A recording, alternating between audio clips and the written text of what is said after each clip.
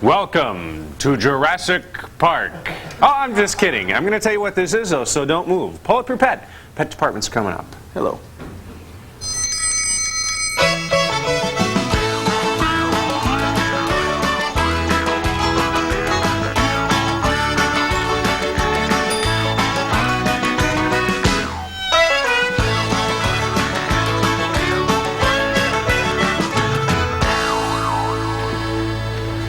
Happy birthday to you, happy birthday to you, happy birthday to us.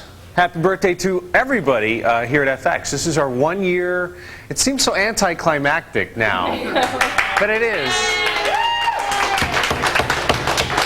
1 year, Jack, 1 year we've been doing this. He says it seems like 7. But I'm pumped. Welcome to our 258th show. Can you believe we've done that many, Jack? And that's right, 1 year ago today we signed on the air and we started bringing you pets.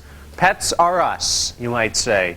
And a little bit more about that in just a second. Welcome to the program. I'm Steve, this is Jack, and we are the Pet Department, the show that helps you find a pet, care for a pet, and enjoy a pet. We're going to find you, boy, are we going to find you an interesting pet today. Take a look at what we call the Jackson's Chameleon. I don't know if you can see, John Raymond brought a couple of great ones in. And they do look like a Triceratops, don't they? Very prehistoric. This would be the male, of course, with the big horn sticking out of his head.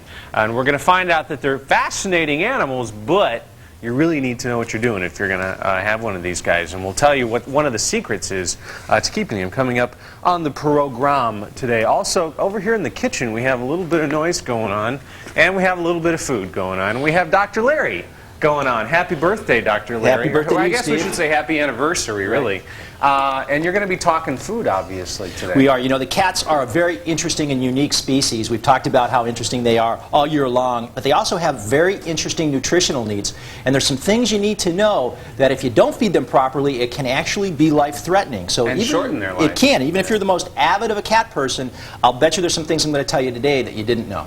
I'll bet you're right, because I didn't read all the notes. So that's probably true. Standing by outside where it is, gosh, it's so nice out there. I was out for a few minutes before the show. This is Madison Square Park, our backyard. It really has been for about 1 year, I guess. We've been going out here. And Suzanne Wong is standing by. You were attracting a crowd earlier, Suzanne. Have things died down? Yeah, the novelty's worn off a little bit, but we still do have a crowd, Steve. And happy anniversary to you. You too. And this is my 1 month anniversary on the Pet Department. I want you to know that. It's been a great month. What Thank a you. coinkydink. Yes. So I'm here with Classic Canines. It's a performance dog athletic team. And when we come back, we're going to see an amazing demonstration and find out how this program helps dogs and their owners to build a camaraderie. Okay, sounds good. Is this plugged in? It is! I just decided I needed some background music for what I'm about to do. So as soon as that warms up, I don't care what it is, go ahead and play it, and we'll see if we can hear some. I do want to say happy anniversary to everybody here at FX. I also want to let you know, give you some numbers. Come here, Jack. Come here. Going up.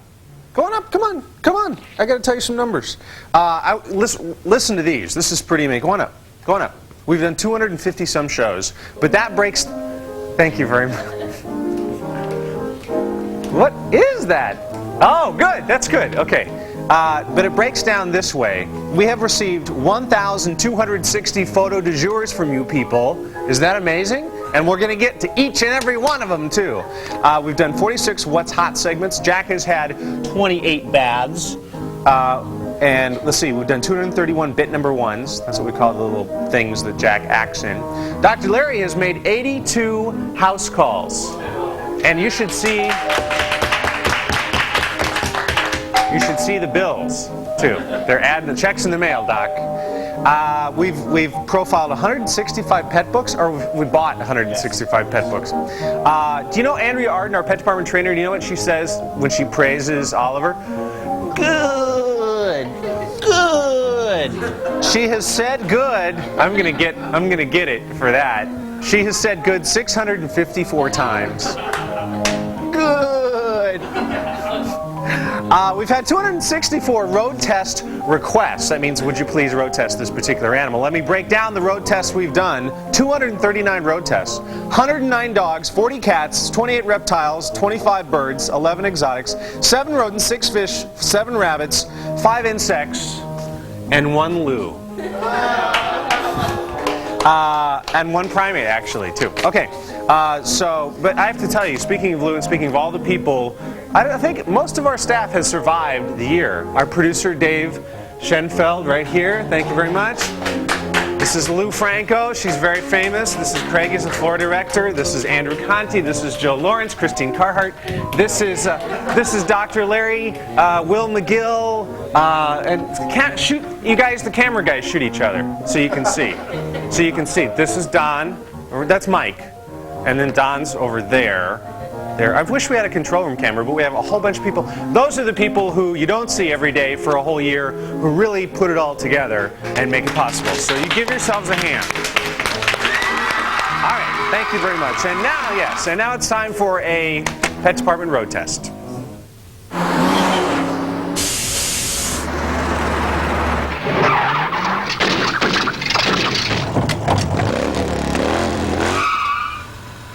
Cool. Check these guys out. Are they fighting? No. One's just pushing one off the branch. Oh. He's going to get position. But they are territorial, so it's really important that you have a big enough place because they're crawling. Ooh, very strange. He's just going to push him off the I branch. have to tell you, you may not know this, it's my favorite lizard. Not my favorite Martian. This is my favorite lizard. This is the Jackson's chameleon lizard. Take a good shot of these guys up here. You can see that they do have big horns, and those are the males. Let me tell you a little bit about the taxonomy of these guys. That means what they, look like. You can see that. Maybe, let's see, on John, Yeah. the one John's holding. Yeah. They have a prehensile tail. That means they can hold on to things with it. Their toes are fused, and they can actually grab on, as like this one is, like when he's crawling up the side. See that? And he just goes ahead and grabs, and he can pull himself up. And also, Eyes. I have eyes. Yes, they do.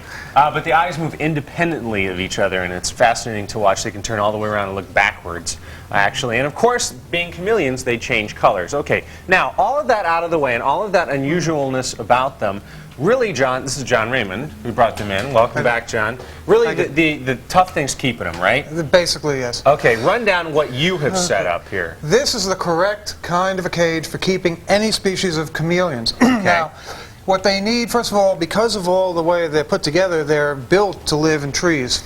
We should say they come from East Africa Right, and East some from Africa. Hawaii, where they were introduced. Right, they basically got loose in Hawaii. These are all Hawaiian Jackson chameleons, so they're born right here in the USA. Grown. First thing I see is running water back here, dripping. Yeah, one thing I found out, Steve, every place that chameleons are found, they're found in regions where there's a wide variety of temperature from day to night. Right, hot in the day, real Hot cold in the day, at night. cold at night. Now, what happens when you have warm air hitting cold air very quickly? You have rain. Very right. Now, drip systems are not going to keep these animals alive. And a bowl of water certainly isn't It is gonna do it. definitely not. They're not going to drink out of a water bowl. So how do they use this? Do they Well, get they under it? need running water at all times. They have to be able to see it. They can only see motion. If you go still, they lose you. They become blind, sort of like in Jurassic Park with the Tyrannosaurus Rex. Right.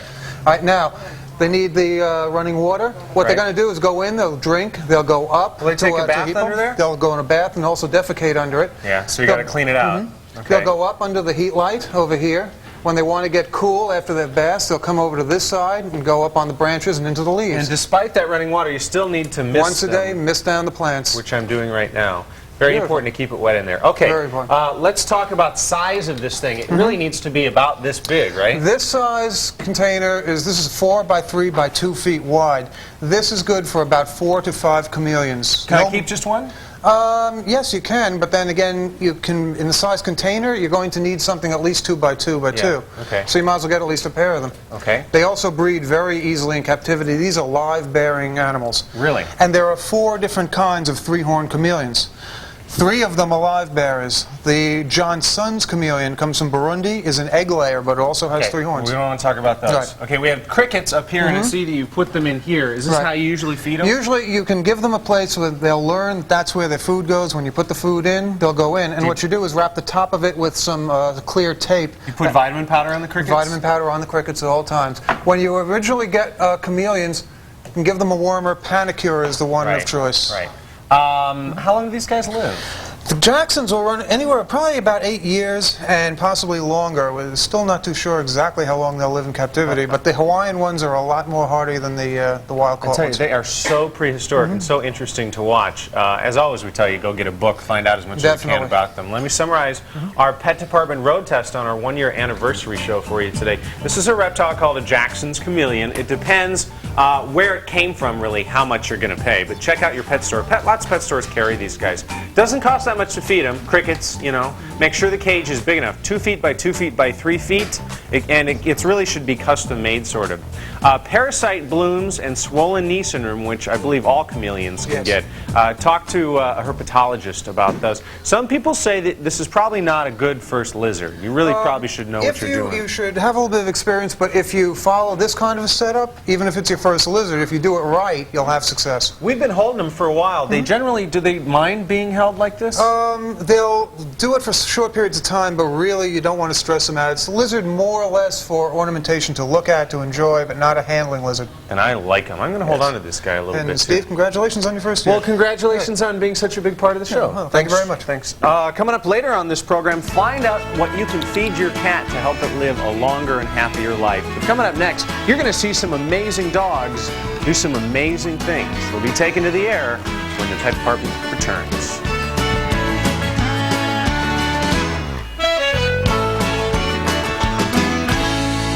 Where else can you see priceless and not so priceless items? Captivating collections, Muchos sombreros. enthusiastic guests, Hi, Claire. Love ya. singing dolls, and dancing shoes, all made fresh daily? What do we got today? Why, only on Personal FX, of course, where you can see, learn, maybe buy. Personal FX, the collectible show, live every day on FX at noon Eastern, 9 Pacific. And now FX's Ode to the Road. It twists, it winds, it carries us to and fro. It curves, it stops, it shows 2 ways to go. Oh road, you do this selflessly. Not for you is glory, 'cause without your smooth-lined surface, FX couldn't hear people's stories. FX, we're on the road every day.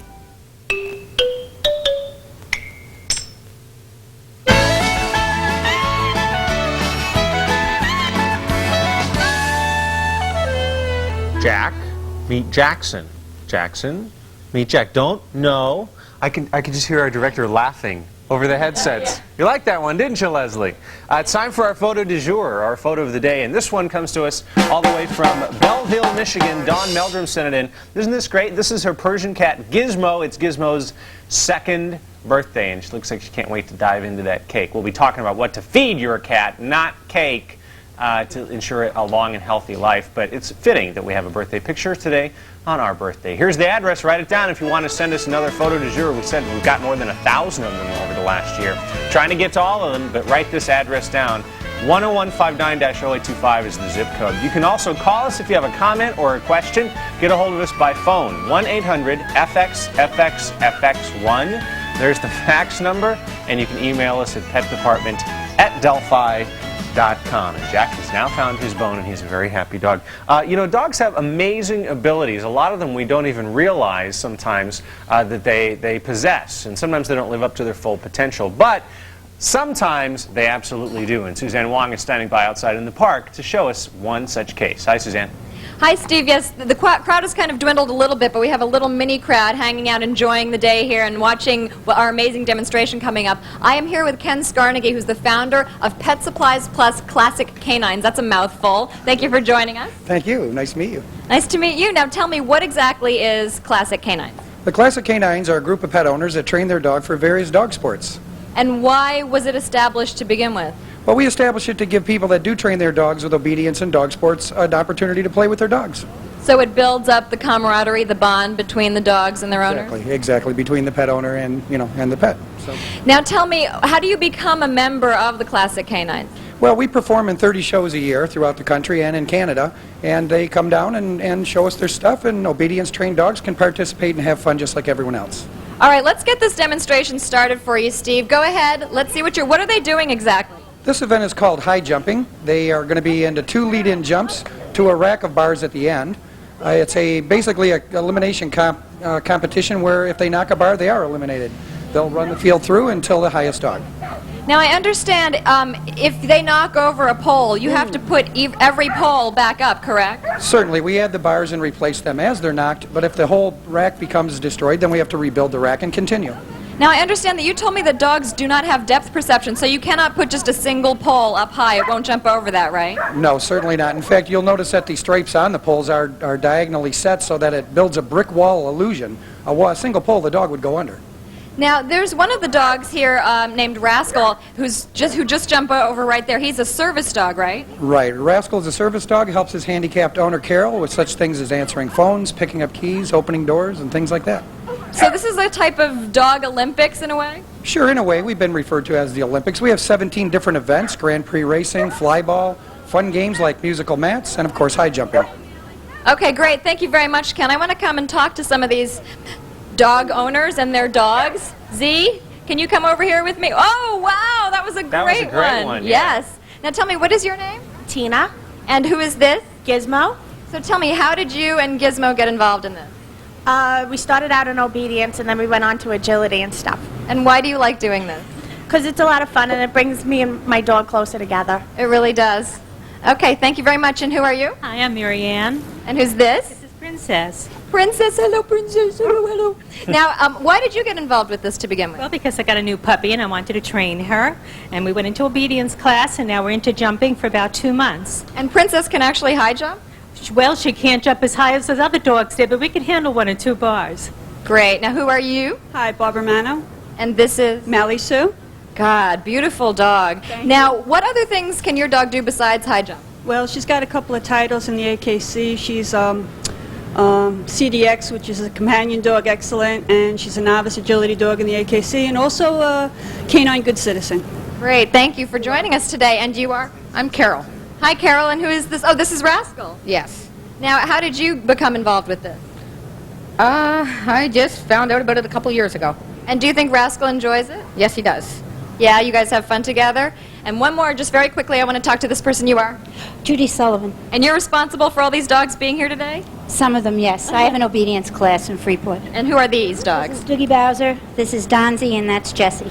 Well, thank you very much. I love the name Doogie Bowser. I have to say, that's the best name I've ever heard. Anyway, thank you very much for joining us. Thank you to Ken Scarnegie, and bye from Madison Square Park. Can we see one more big old high jump before we go? Just to sure, send let's us see off? one more big high jump. Who can do a big high jump Rascal one more or time? somebody Rascal. Let's do it. Over. Go, Rascal. Oh, beautiful. Yay. That's so great to watch. Thank you very much, Suzanne Wong. Isn't that great? And if you're interested in stuff like that, you might contact a local agility club in your area. They can teach you how to train your dog to do that and what kind of dogs. Even the little ones, though, you saw. We're definitely doing it.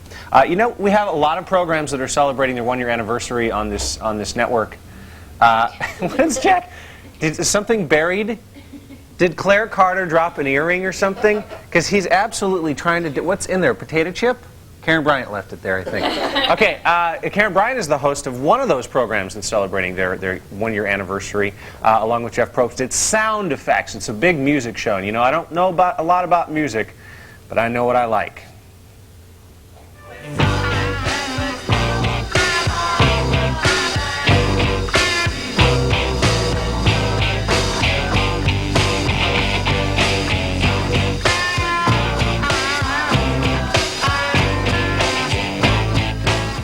Look at the Abbey Road one.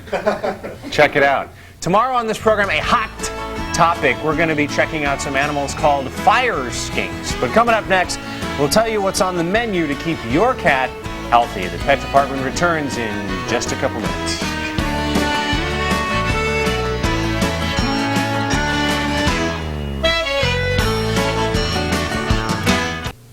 Happy birthday, FX.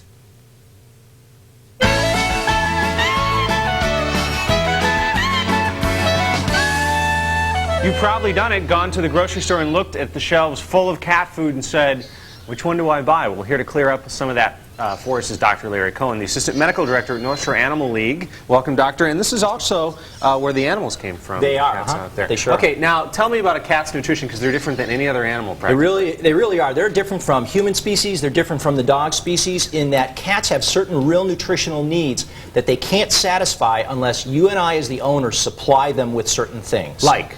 Well, for instance, they need an amino acid called taurine. They cannot make it by eating other proteins. You and I can make it in our system, but the cats cannot. They need to be supplemented with that. They also need certain B vitamins that they can't make, which can lead to what we call steatitis, which is inflammation of the fat, and if they don't get it, they won't make it. And that amino acid, or the taurate, if they don't get that, they can go blind. That's correct, and you may not even know it until it's too late, and they will lose their vision. People have said, can I just feed my cat tuna? If I, tuna fish out of a can. No, you can't, because it doesn't have that stuff. Absolutely not. Kittens and cats cannot live on people food. They cannot live on dog food. A dog could survive on kitten food or cat food, but a cat cannot survive on dog food. Okay, so or we people have food. we have a whole lineup here. What should we look for when we go to the store? Well, the key things I want you to look for is the cats have much higher protein and much higher calorie requirements than dogs and than we do. Okay. So it's very important that you stick with the major brands. We've talked about generics versus the major brands. Right. And I'm not going to talk about one brand versus another, but the good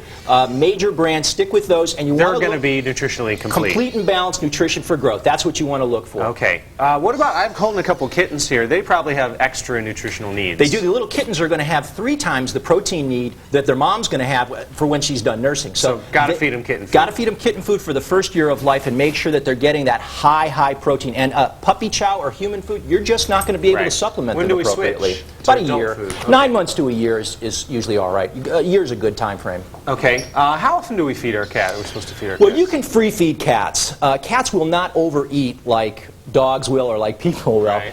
The other thing about cats is if you don't feed them the amount they want, they're going to drive you crazy. They'll let you know. So free feeding is okay in the cat. Usually we'll leave out dry all the time. Same with dog foods. There are some specialized diets as well for some cats. There are. There's the kitten foods, then there's the adult maintenance foods, then there's the one for less active, for overweight, and certainly for animals who have kidney or liver problems, we have special diets for them also. Okay, I've probably said these 3 words, 600 times in the last year. Call your vet if you have any questions, and they can clear it up for you, just like Dr. Larry usually does. Thank you very much. You bet. And happy birthday, happy anniversary Happy again. anniversary to you. It's time for our question of the day, and it has to do with kitties. How come they can go up a tree, but they can't get down? Why do they get stuck in trees? We're going to wrap this whole thing up, tell you what's on tap tomorrow, and answer the question for you in just a minute.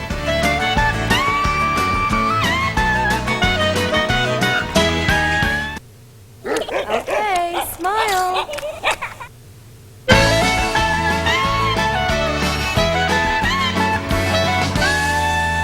Cats get stuck in trees because their claws work really well climbing up, and going down, the way their claws are shaped, they can't hold on as well, and that's why they get stuck. Did you know that? Tomorrow on the program, this book, which I've been seeing all over the place, and one of my favorite poems is in here, and you're just going to have to wait until tomorrow to hear that. Also on tomorrow's show, Suzanne Wong, what do you have up your sleeve? Well, actually, the dogs have been training me, Steve, so I'm trying to... I can't do this one, but tomorrow I'm going to be doing travel items, at Petland. Okay, sounds good. We will see you tomorrow in the pet department. Again, thank you to the entire staff in the network for 1 year down. Who knows how many to go. Bye-bye, everybody.